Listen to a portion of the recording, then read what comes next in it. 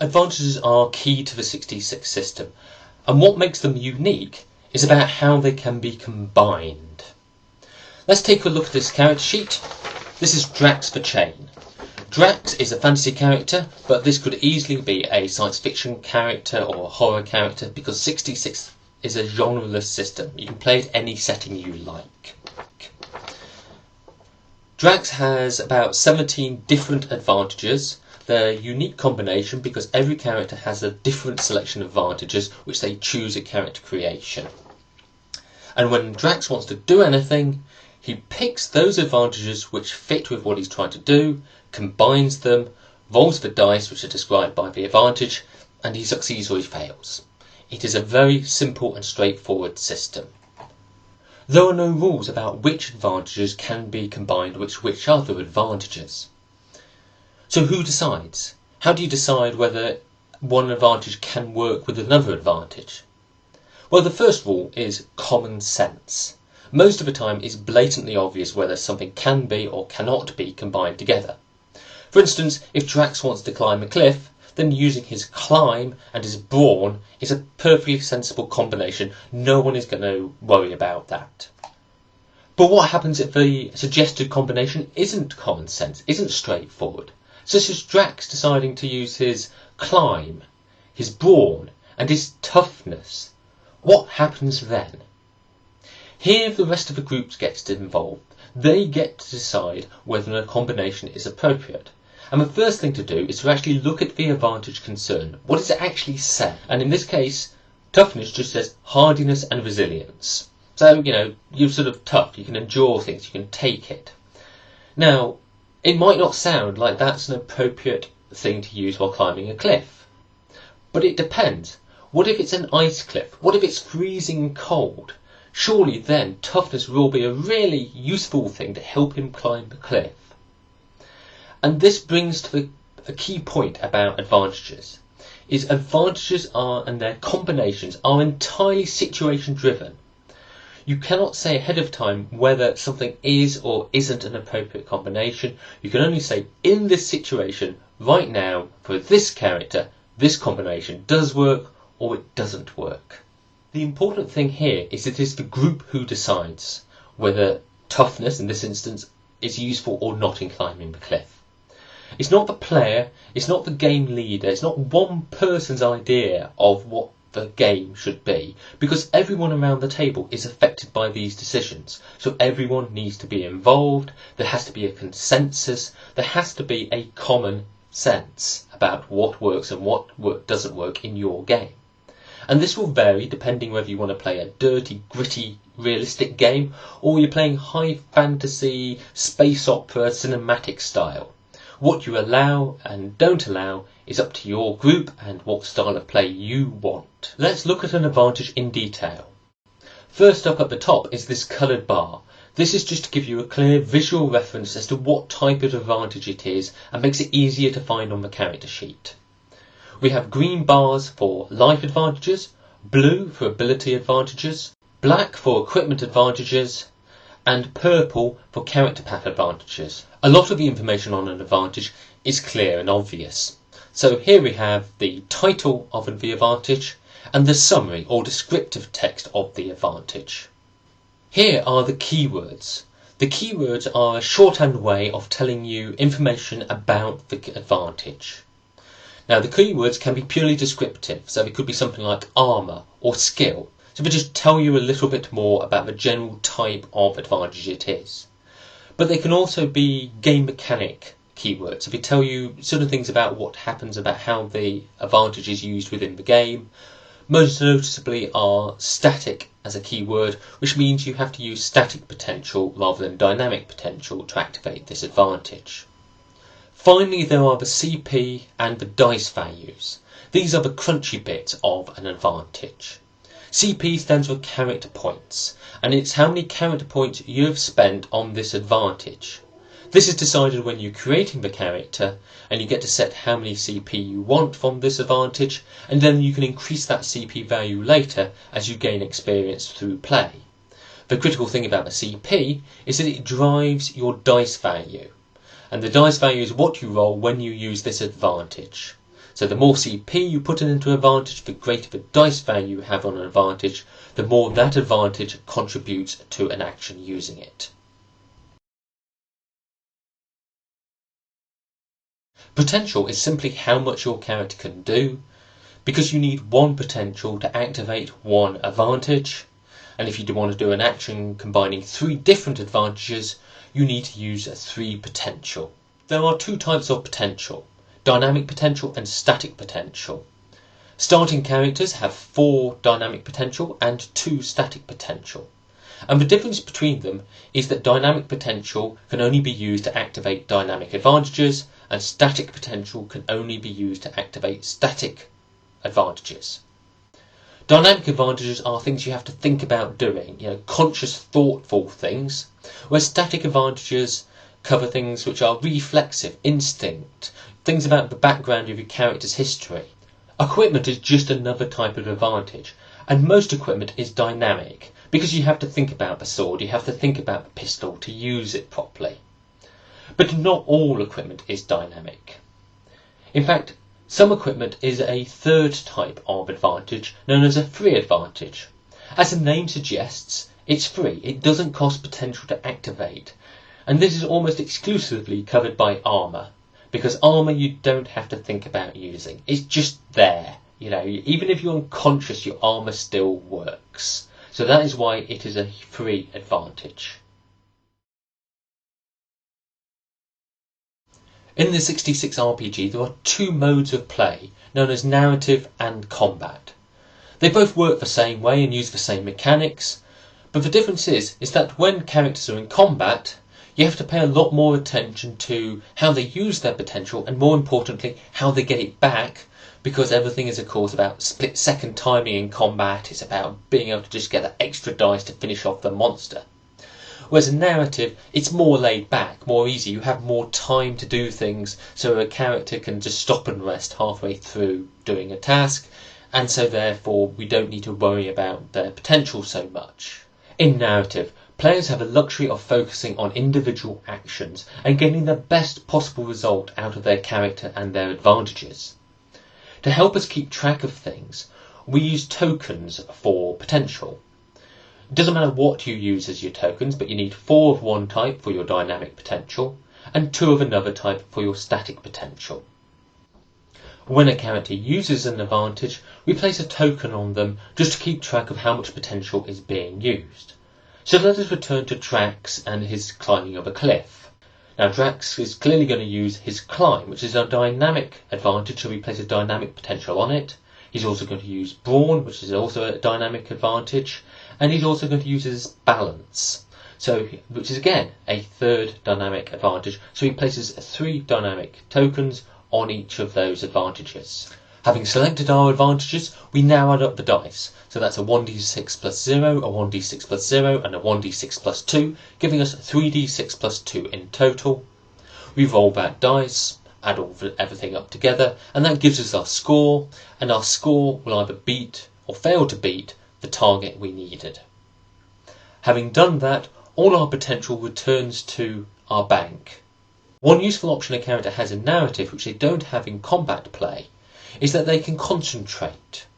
Concentrate is a way of using unused potential to increase the dice value of an action.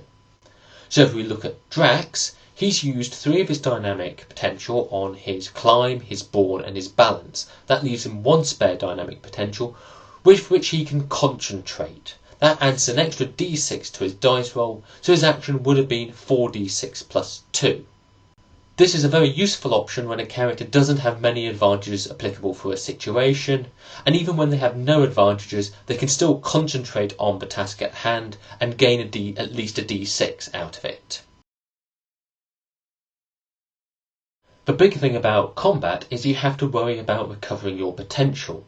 This isn't an issue in narrative because it's assumed you've got plenty of time and you've always got the opportunity to sit and have a rest for a couple of minutes. In combat, that's clearly not an option, so you have to be a lot more careful about what you spend your potential on and how you recover it. Drax has found himself in a fight, a pretty normal situation for Drax. It's the start of combat and the start of Drax's turn. So Drax starts with his 4 dynamic potential and 2 static potential already in his bank, all ready for action, and Drax wants to lash out with his chain and attack his enemy. Drax is going to spend dynamic potential to activate his spike chain, his weapon expertise and his brawn, plus static potential to activate his bandit advantage. The dice value of those advantages are added up and come to 4d6 plus 7. Drax rolls those dice, and what he has to do is beat his opponent's score, who is doing exactly the same thing, defend himself, and the difference between Drax's score and his opponent's score is the amount of damage Drax does. All this potential is now spent and moves into the spent pile. But Drax can recover 2 dynamic potential each turn, so he recovers 2 dynamic potential and they move it back into his bank. This is not the end of Drax's turn. A character's turn doesn't end until they say so they can keep acting as long as they've got potential to do stuff. Now Drax could attack again, he's got enough potential to do exactly the same attack as he's already made. However, if he spends all his potential attacking, he will have nothing left to defend himself with, and that will get him killed very quickly. So what Drax decides to do, quite sensibly, is to finish his turn there.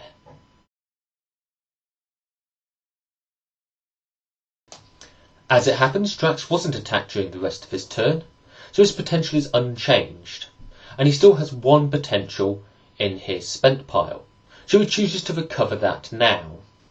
Drax now attacks. He uses his spike chain, his weapon expertise and his brawn, all of which use dynamic potential, for an attack for 3d6 plus 8. That potential moves into the spent pile, leaving him with just 1 dynamic potential in his bank. However, he's only recovered 1 dynamic potential this round, so he can now recover a 2nd dynamic potential and move it across into his bank. Again, Drax has got the potential to do more, but he decides not to take any more actions this turn. However, what he is going to do is anticipate. Anticipate is an option within a combat situation which allows you to anticipate what advantages you're going to need in the coming round. If you anticipate correctly, you effectively get to use those advantages for free. However, if you incorrectly anticipate and don't use those advantages, then you actually lose potential. Anticipating is a gamble. When it pays off, but when it goes wrong, it goes badly wrong. And he chooses to anticipate with his spike chain, and to indicate this, he places 1 dynamic potential on his spiked chain advantage.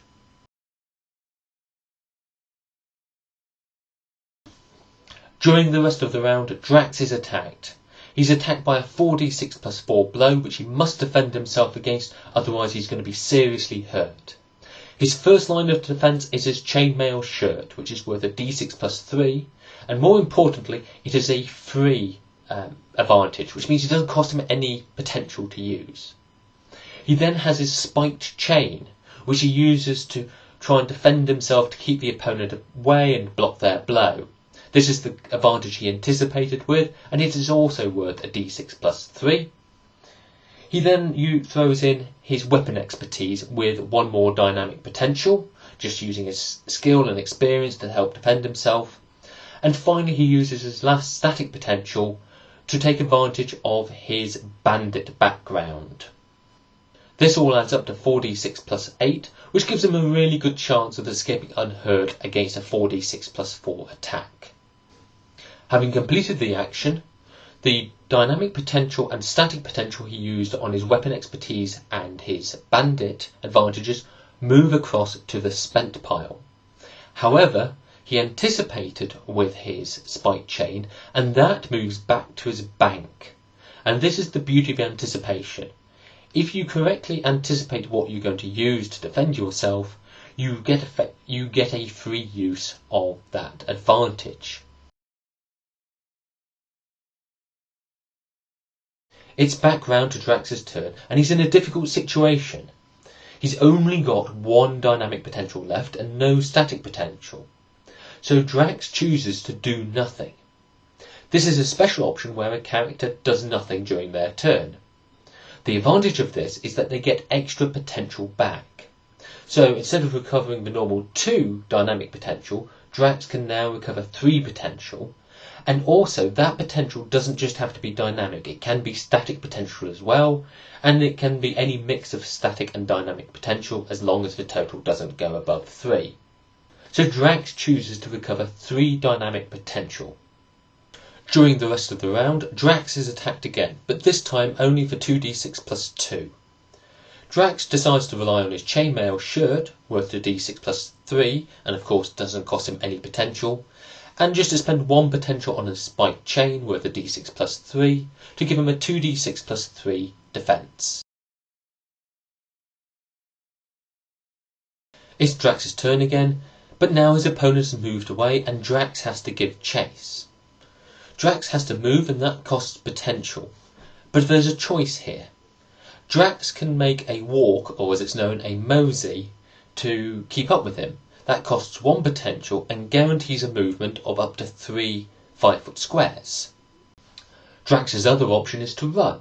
It costs 1 dynamic potential, the same as a mosey, but you roll a d6 to see how far you go. This means you can go further than a mosey, or you can go less far. Doing a run also allows you to combine advantages with that d6. So if you run and you've got the speed and sprint advantages, you could maybe run for 3d6 and obviously go quite a lot further. Drax doesn't have any advantages like sprint or speed, so he decides just to mosey.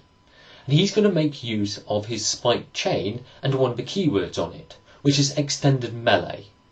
This allows him to attack people in an extra square away, so they don't have to be adjacent. So Drax can mosey up and then still reach his opponent with a melee attack. Drax pays his 1 dynamic potential to do the mosey, and then he recovers 2 dynamic potential back to his bank. Drax now decides it's time to go for broke and to put his opponent down for good. So Drax spends all his dynamic potential on this attack. This involves spiked chain, his weapon expertise, his brawn, and because he's reaching out and trying to attack his opponent at the far length of his chain, he's using balance to help him strike. So that all adds up to 4d6 plus 8. Drax hopes this is going to kill his opponent, because if it doesn't, he's going to leave him without any potential left at all, which is a very dangerous state to be in.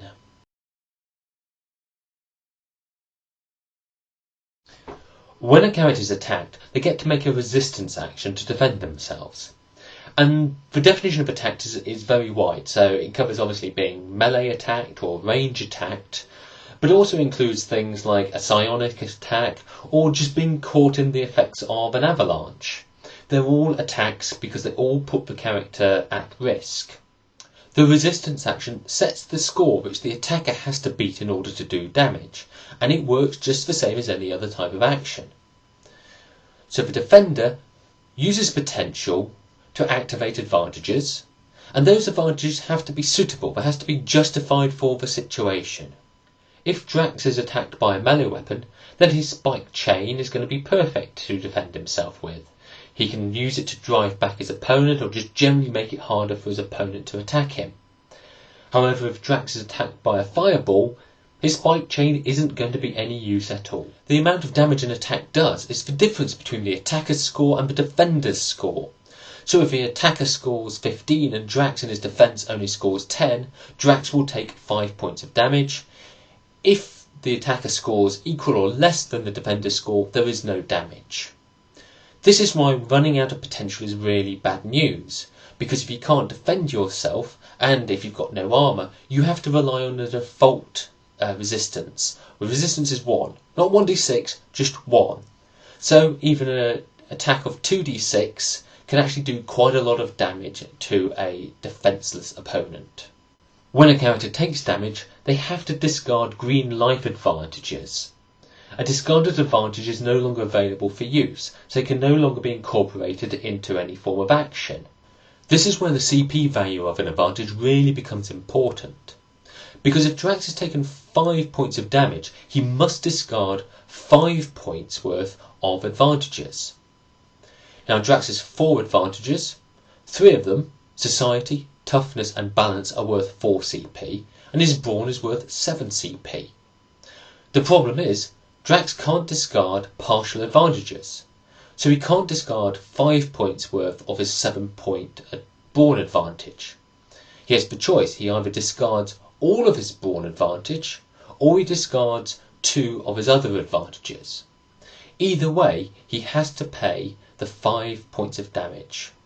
As a player, there are times when it's better to give up 1 large advantage than 2 smaller advantages, or times when it's better to give up 2 smaller advantages than 1 large advantages. In this situation, Drax is going to give up 2 smaller advantages because he uses his brawn all the time in combat. That is his most useful advantage, and he wants to keep hold of it for now.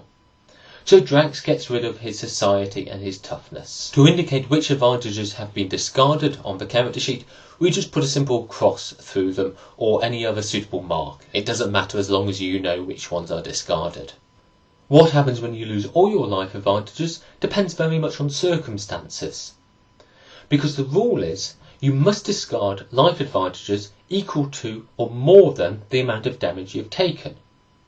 So if Drax is on his final life advantage, brawn, worth 7 CP, and he takes 5 points of damage, he can give up that life advantage and pay for the damage. He's still alive, he's still conscious, he has no life advantages left, but he's still active. But if Drax takes 8 points of damage, he cannot pay for all of that with his 7 CP life advantage. So in those circumstances, Drax is now unconscious and he's dying. Dying is not as bad as it sounds because there's no actual definition of death in the 66 RPG. The idea is redundant when there might be settings where you have a resurrection spell, or settings where you can clone a character from a few cells of DNA and bring them back that way. Character death is left very much up to the game leader and the group as a whole, and depending on circumstances. A character who's just fallen into a volcano is pretty much dead. One who's just been stabbed a little bit too much, they can be recovered and healed. Healing is very much the reverse of getting hurt. The character needs to make some sort of healing action. Now that might come from a magic potion, or you might rely on the natural healing process. They take the action, they beat the resistance, and the amount they beat the resistance by is the amount of CP they can recover. And, like in taking damage, you can't recover half an advantage. You must recover all of an advantage.